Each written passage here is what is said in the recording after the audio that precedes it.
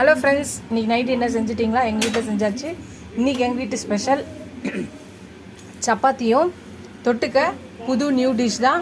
Meal மேக்கரில் ஒரு கோஃப்தா கறி ready பண்ணியிருக்கேன். ரெசிபி இருக்குது, போடுறேன், பார்த்துட்டு நீங்களும் ட்ரை பண்ணி பாருங்கள்.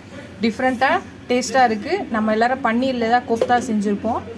இதில் மீல் மேக்கரில் ஃபஸ்ட் டைம் நம்ம கோஃப்தா செஞ்சு ட்ரை பண்ணி பாருங்கள். நல்லா இருக்குது, டிஃப்ரெண்ட்டாக இருக்குது, டேஸ்ட்டாகவும் இருக்கும்.